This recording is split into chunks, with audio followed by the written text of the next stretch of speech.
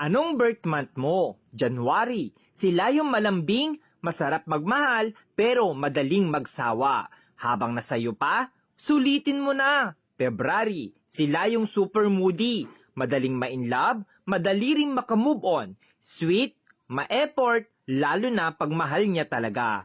March. Sila yung malambot ang puso, madaling lambingin, masarap mahalin, pero grabe kung magalit, mabilis mag-move on.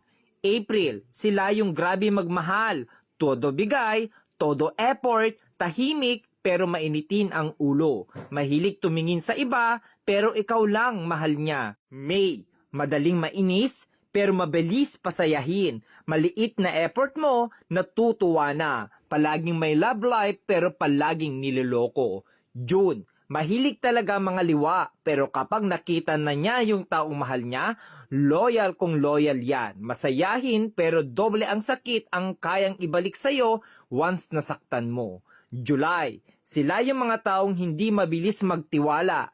Handang masaktan, mapasaya ka lang. Slowly, iyakin, emotional, mahilig magtampo. August, joker, abnormal, pero may tinatagong problema. Masarap kasama, masayahin, hindi showy, sakto lang magmahal. September, stick to one, loyal pero madalas lokohin kaya matigas ang puso. Masarap maglambing, mabait pero demonyo magalit. October, pag pinakita mong sa kanya ka lang at sayo lang din siya, pero pag niloko mo, mas maloko yan sayo. Mapang-asar pero siya yung napipikon. November, hindi mabilis magka-move on sa isang bagay. Marupok, madamdamin, umiiyak ng patago pero kakayanin. December, malibog, joker, mabait, loyal, di ka iiwan, sila rin yung ipaglalabang ka. Hindi sa kanila uso ang salitang suko na.